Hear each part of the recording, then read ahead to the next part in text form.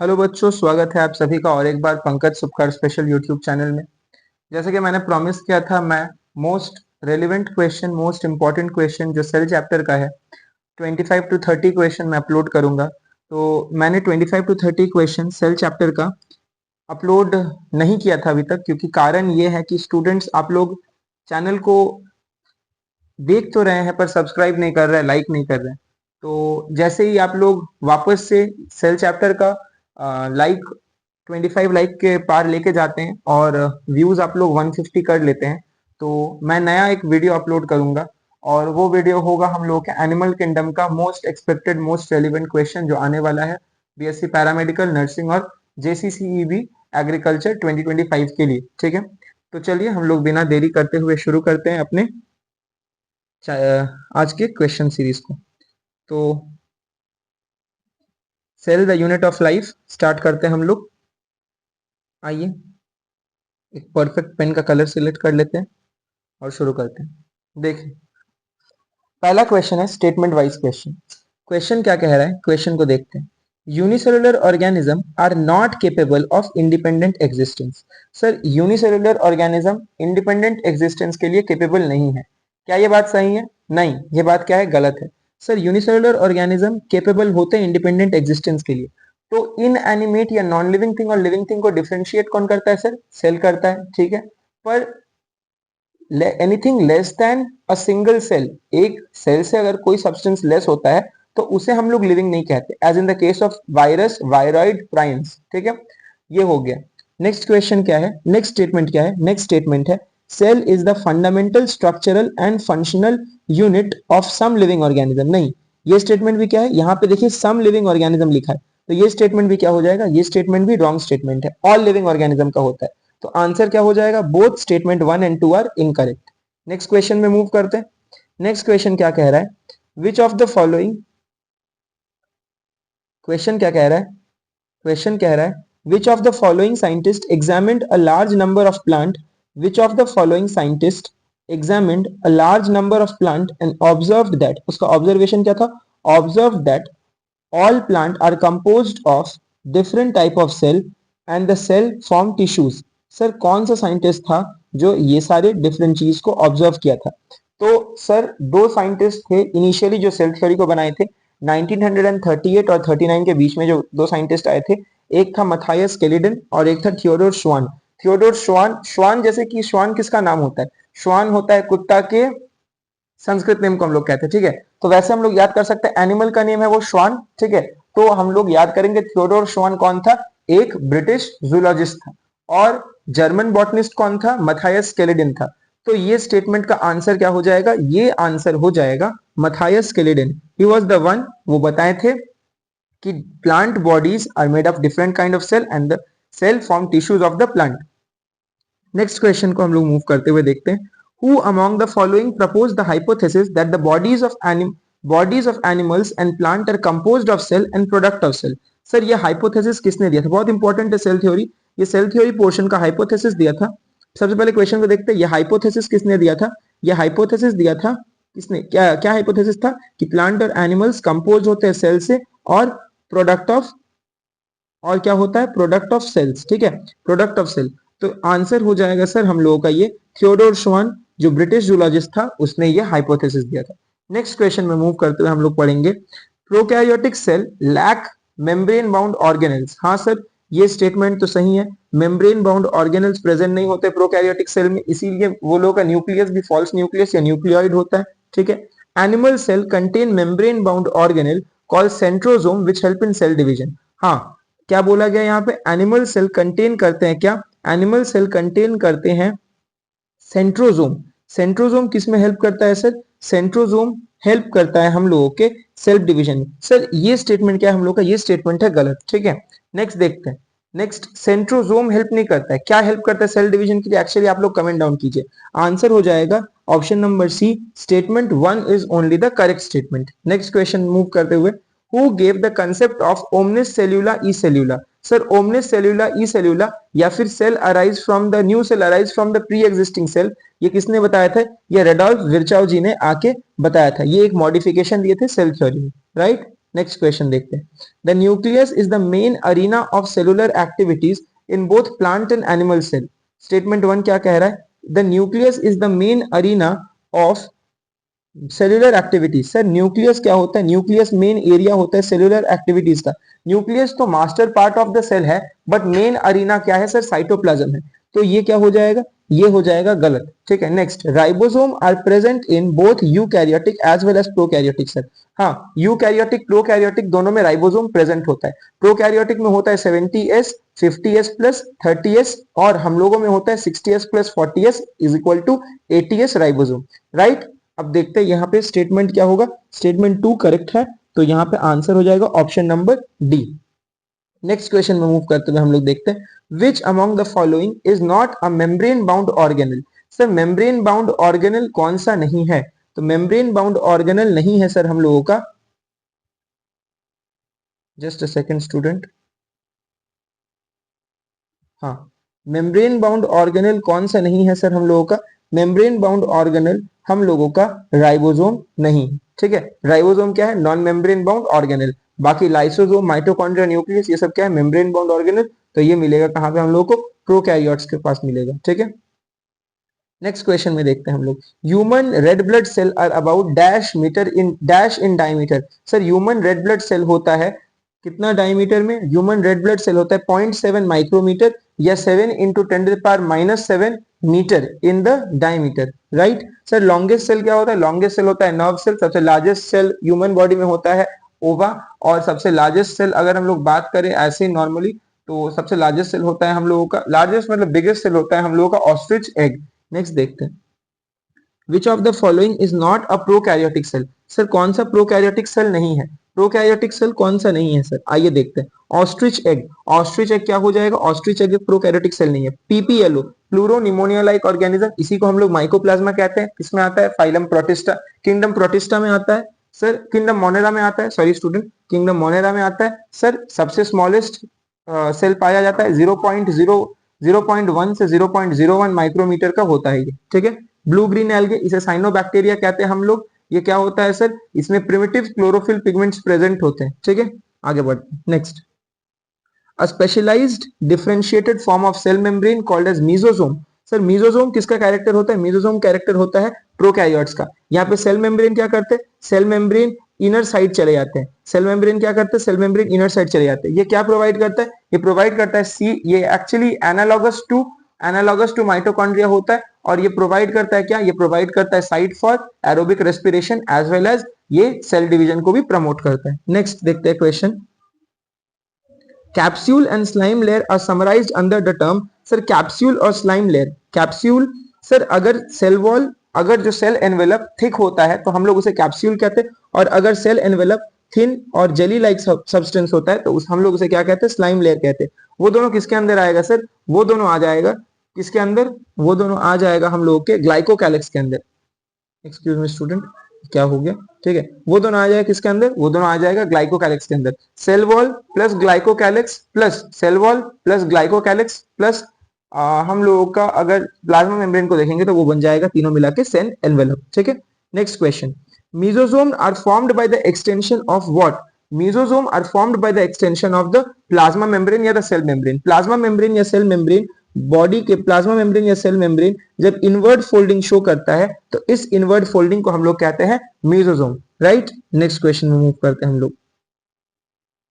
Next question क्या है, which of the following is not the part of bacterial flagellum. Sir bacterial flagella क्या करता है sir? Bacterial flagella 360 degree rotational movement करता है। क्यों? वहां पे हुक, बेसल बॉडी और फिलामेंट तीनों प्रेजेंट रहता है। सर क्या क्या प्रेजेंट रहता है? हुक, बेसल बॉडी और फिलामेंट। एक हुक यहाँ पे रहता है बेसल बॉडी, और एक लॉन्ग फिलामेंट रहता है, इसे फिलामेंट कहते हैं। यह है हुक और यह है बेसल बॉडी। ये क्या करता है sir? 360 degree rotatory movement show करता है।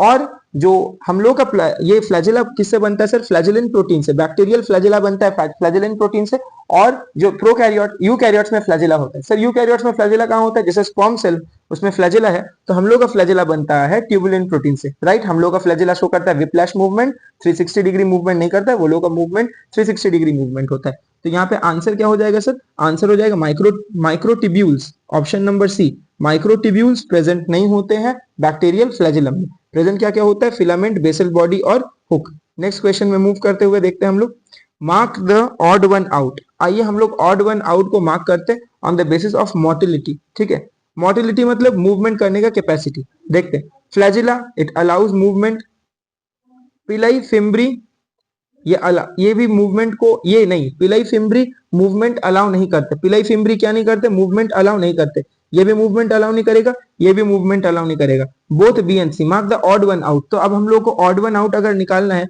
तो बोथ बी एंड सी। क्यों? क्योंकि ये दोनों क्या करते हैं? मूवमेंट नहीं शो करते हैं। तो आंसर हो जाएगा क्या मेरा? बी एंड सी। ठीक है, नेक्स्ट क्वेश्चन में मूव करते हैं हम लोग, the sub unit of prokaryotic ribosome. अभी मैंने बताया था प्रोकैरियोट में होता है 70s राइबोसोम, तो 50s प्लस 50s प्लस क्या? 50s plus 30s। ठीक है, 50s प्लस 30s। तो बोलो सर कैसे होता है? वो आगे वाले लेक्चर्स में आप लोगों को पता चलेगा अगर आप लोग लाइक शेयर सब्सक्राइब करेंगे तो। नेक्स्ट क्वेश्चन में मूव करते हैं हम लोग। नेक्स्ट क्वेश्चन क्या कह रहा है? सेवरल राइबोसोम में attach to a single mRNA, several ribosome में attach to a single mRNA and form a chain called as polyribosome या पॉलीजोम। ठीक है सर, पॉलीराइबोसोम या पॉलीजोम। क्या हो जाएगा answer? C, both A and B. देखिए स्टूडेंट, मैंने पूरा क्वेश्चन नहीं पढ़ा तो क्या हो गया, मैं ए को अभी टिक कर दिया आपके सामने। और अगर मैं ओएमआर शीट में ऐसे करके अगर राउंड रहता और पहले मैं ए को क्या करता, मैं अगर सर्कल करके आ जाता तो क्या हो जाता? मेरा आंसर गलत। इससे हम लोग को क्या सीख मिला? इससे हम लोग को ये एक सीख मिला कि हम लोगों को सारे ऑप्शन को पढ़ने के बाद ही उसे टिक करना चाहिए। ठीक है, तो आंसर क्या हो जाएगा? Both option A and B. Next question move करते हैं। इंक्लूजन बॉडीज क्या होते हैं सर? इंक्लूजन बॉडीज होते हैं क्या? इंक्लूजन बॉडीज ऐसे बॉडीज होते हैं जो साइटोप्लाज्म में फ्री रहते हैं। इंक्लूजन बॉडीज न्यूक्लियस में नहीं पाया जाता है, ये यूकैरियोट्स में नहीं प्रेजेंट रहता है। They are not bound by any membrane, क्योंकि मेम्ब्रेन बाउंड ऑर्गेनल्स प्रोकैरियोट में प्रेजेंट नहीं हो सकता है। और न्यूक्लियर इंक्लूजन बॉडीज क्या है? प्रोकैरियोट्स में प्रेजेंट होता है, गैस वैक्यूल, साइनोफायसिन वैक्यूल। ठीक है, ये सब। तो आंसर क्या हो जाएगा sir? Option number D is the correct answer. Next question में मूव करते हैं, which one of the following is not an inclusion bodies found in the prokaryote. Sir prokaryote में कौन से इंक्लूजन बॉडीज पाया नहीं जाता है? Polysome, none of the above, glycogen granule की साइनोफायसिन ग्रैन्यूल। सर आंसर क्या हो जाएगा? आंसर हो जाएगा पॉलीजोम। ठीक है, it is not an inclusion body. Glycogen granule glycogen store करता है, साइनोफायसिन ग्रैन्यूल प्रोटीन स्टोर करता है। ठीक है, अब आगे हम लोग मूव करते हैं। Next, prokaryotic cell have extensive compartmentalisation. Prokaryotic cell में क्या होता है? प्रोकैरियोटिक सेल में एक्सटेंसिव कंपार्टमेंटलाइजेशन होता है, मतलब सर डिवीजन प्रेजेंट होता है। प्रोकैरियोटिक सेल में डिवीजन प्रेजेंट होता है बहुत सारा। नहीं सर, डिवीजन तो प्रेजेंट होता नहीं है। Through presence of cell, presence of membrane bound organelle. ये क्या बोल दिया? Membrane bound organelle, membrane bound organelle. ये पहला स्टेटमेंट क्या हो जाएगा? पहला स्टेटमेंट हो जाएगा हम लोगों का गलत। अब दूसरा स्टेटमेंट पढ़ते हैं हम लोग। दूसरा स्टेटमेंट क्या कह रहा है? दूसरा स्टेटमेंट कह रहा है all the eukaryotic cell are not identical. सारे यूकैरियोटिक सेल आइडेंटिकल नहीं होते हैं सर। हाँ, ये बात तो सही है, सारे यूकैरियोटिक सेल आइडेंटिकल नहीं होते। All the eukaryotic cell are not identical. तो क्या हो जाएगा? Statement number 2 is correct and statement number 1 is incorrect. ठीक है, नेक्स्ट क्वेश्चन में मूव करते हैं। नेक्स्ट क्वेश्चन क्या कह रहा है? Plant cell have centrioles which are absent in almost all animal cell. Sir plant cell में सेंट्रियोल्स प्रेजेंट होते हैं जो कि सारे एनिमल सेल में एब्सेंट होता है। नहीं, एनिमल सेल में सेंट्रियोल्स प्रेजेंट होता है जो प्लांट सेल में एब्सेंट होता है। और the ribosome of a polysome translate mRNA to protein. हाँ, ये सही है सर। डीएनए से डीएनए बनना रेप्लिकेशन, डीएनए से आरएनए बनना ट्रांसक्रिप्शन, आरएनए से प्रोटीन बनना क्या होगा हम लोग का? ट्रांसलेशन। तो यहाँ पे क्या होता है सर? ट्रांसलेशन होता है। यहाँ पे भी क्या हो जाएगा? Option number 2 that is statement number 2 is, option number D that is statement number 2 is correct, right. Next question में, in human being the membrane of erythrocyte has approximately dash and dash। Sir membrane of erythrocyte में क्या होता है sir? Human being के membrane of erythrocyte में क्या present होता है? प से 5 प से प्रोटीन, तो 50% प्रोटीन होता है और 42% क्या होता है सर? लिपिड प्रेजेंट होता है। ठीक है, नेक्स्ट हम लोग मूव करते हैं क्वेश्चन नंबर 22 पे। Movement of water by diffusion is called as. Sir diffusion के वजह से जो movement of water take place करता है उसे हम लोग क्या कहते हैं? ऑस्मोसिस कहते हैं। और ऑस्मोसिस किस में होता है सर? सेमी परमिएबल मेम्ब्रेन में होता है। इसीलिए वहां पे क्या होता है सर? फ्री डिफ्यूजन नहीं हो पाता है, पर एक स्पेशलाइज्ड डिफ्यूजन होता है। नेक्स्ट क्वेश्चन मूव करते हैं हम लोग, which of the following is not function of cell wall. Sir cell wall का कौन सा फंक्शन नहीं है? सेल वॉल का function it give shape to the cell. ये सर ये क्या है? अगर सेल वॉल शेप प्रोवाइड करेगा, क्या है वो सेल वॉल का शेप तो है, सेल वॉल तो शेप प्रोवाइड करते हैं, वो फंक्शन है। Protect the cell from mechanical damage, ये भी फंक्शन है सर। अब is a function of cell wall बोला, अच्छा ठीक है, इज नॉट नहीं बोला, is a function of cell wall. It help in cell to cell interaction, हाँ सर वो सेल टू सेल इंटरेक्शन में भी हेल्प करता है, तो आंसर क्या हो जाएगा, ऑल ऑफ द अबव। ठीक है, नेक्स्ट क्वेश्चन मूव करते हैं। Middle lamella is mainly composed of, sir middle lamella किससे बना हुआ होता है, मिडिल लैमेला बना हुआ होता है सर हम लोगों के कैल्शियम पेक्टेट से, किससे बनता है सर, कैल्शियम पेक्टेट। ठीक है, इनिशियली वहां पे लिग्निन का लेयर, इनिशियली वहां पे क्या होता है सर, पेक्टिन का लेयर, जब सेकेंडरी वॉल बनता है तब लिग्निफाइड वॉल होता है, लिग्निन का लेयर प्रेजेंट होता है और वो बहुत ज्यादा हार्ड बन जाता है।